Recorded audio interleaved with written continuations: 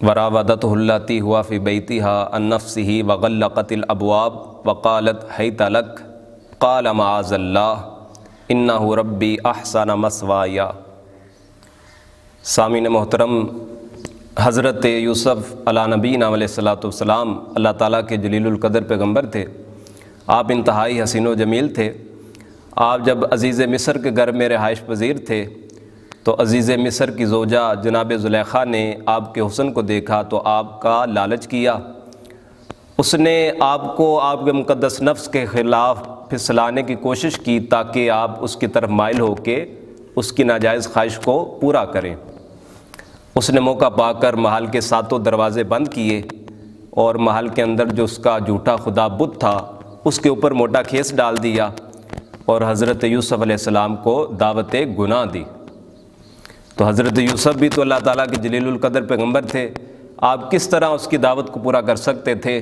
قال معاذ اللہ، آپ نے فرمایا زلیخا تو محل کے ساتوں دروازے بند کر کے اور اپنے جھوٹے خدا کے اوپر موٹا کھیس ڈال کر اس کی نظروں سے اوجھل ہو گئی ہے، لیکن میرا رب مجھے رات کو اندھیری کوٹھری میں بھی ایسے دیکھتا ہے جیسے دن کو دیوار چین کو دیکھتا ہے، اس لیے کہ اس کی نظروں سے کچھ ہے اوجھل نہیں ہے۔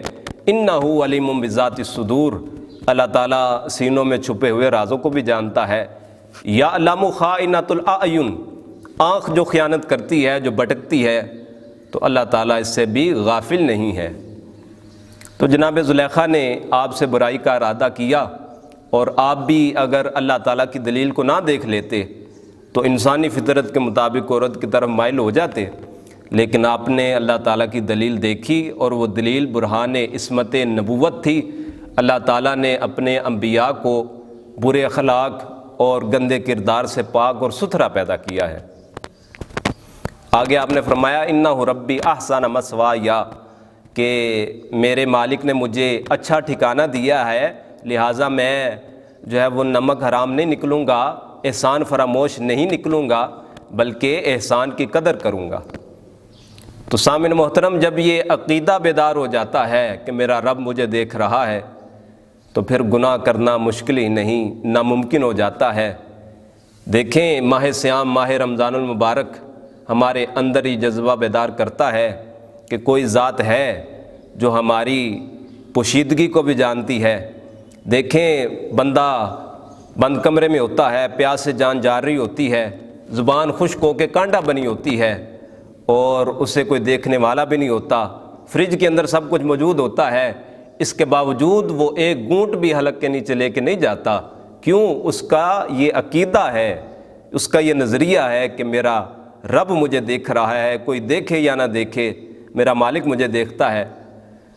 تو اسی لیے حدیث قدسی میں اللہ تعالیٰ نے ارشاد فرمایا، یعنی زبان مصطفیٰ کریم کی ہے اور کلام رب مصطفیٰ کا ہے، فرمایا کہ الصوم لی وانا اجزی بہ، روزہ میرے لیے ہے اور میں ہی اس کی جزا دوں گا۔ یعنی کہ جس طرح دیگر عبادتیں ہیں، نماز، زکوٰۃ، حج، عمرہ، تو اس میں ریاکاری بھی کی جا سکتی ہے، لیکن روزے میں ریاکاری نہیں کی جا سکتی۔ یا اس کا معنی یہ ہوگا کہ روزہ میرے لیے ہے اور میں خود اس کی جزا ہوں۔ جو دیگر عبادتیں ہیں اس کی جزا جنت ہے اور روزے کی جزا جنت والا ہے۔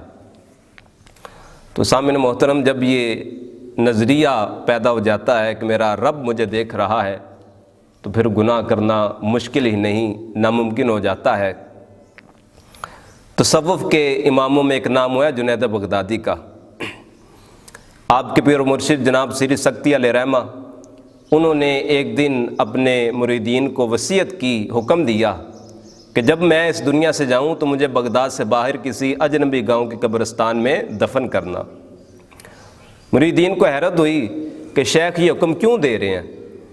انہوں نے عرض کی کہ حضور آپ کا ہر حکم سر آنکھوں پر، لیکن ہمیں اس امر کی حکمت بتائی جائے کہ آپ کیوں بغداد سے باہر کسی اجنبی گاؤں کے قبرستان میں دفن ہونا چاہتے ہیں؟ حالانکہ ہر شخص یہ خواہش رکھتا ہے کہ اس کا مدفن بغداد میں ہو، اور ہماری بھی یہ حسرت ہے کہ ہم آپ کا مزار بغداد میں بنائیں اور آپ کے مزار سے برکات حاصل کریں، آپ کے صدقے ہماری بھی بخشش اور مغفرت کا سما ہو۔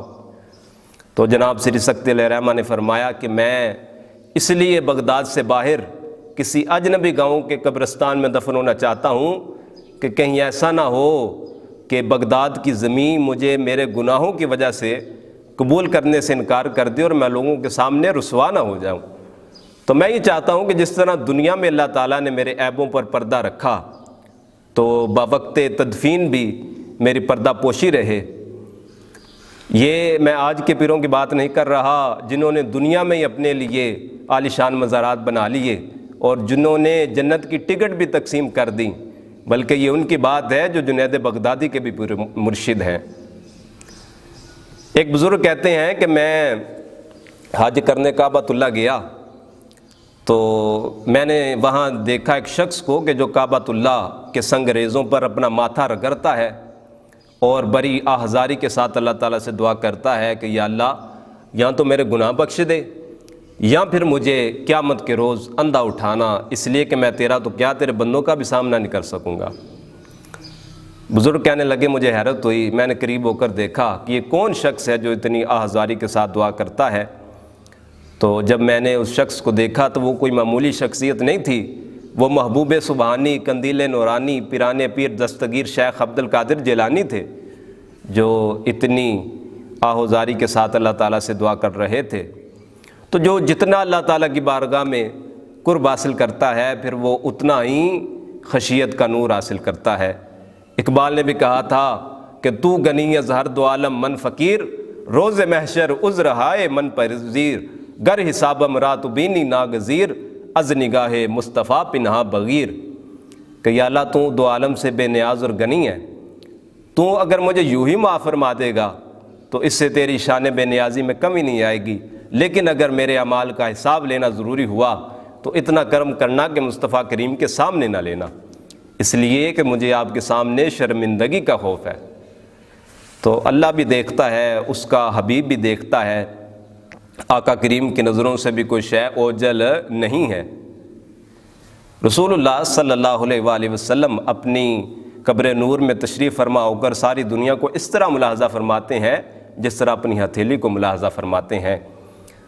حضرت ابو ہریرہ رضی اللہ عنہ سے مروی ہے کہ صفوں کی درستگی کا معاملہ تھا تو آقا کریم نے ارشاد فرمایا صحابہ یہ مت سمجھنا کہ میں صرف آگے دیکھتا ہوں، نہیں بلکہ جیسے میں آگے دیکھتا ہوں ایسے پیچھے بھی دیکھتا ہوں۔ ما یخفی علی خشوعکم ولا رکوعکم، نہ تمہارے ظاہری رکوع مجھ پر پوشیدہ ہیں اور نہ ہی تمہارے دلوں میں پیدا ہونے والے خشوع مجھ پر پوشیدہ ہیں، اور میں تمہاری دلی کیفیات سے بھی واقف ہوں۔ اقبال نے بھی کہا تھا کہ چشم تو بنندائے ما فی الصدور، حضور آپ کی نگاہ تو دلوں میں پیدا ہونے والے رازوں کو بھی جانتی ہے۔ سر عرش پر ہے تیری گزر، دل فرش پر ہے تیری نظر، ملکوت ملک میں کوئی شے نہیں وہ جو تجھ پہ عیاں نہیں۔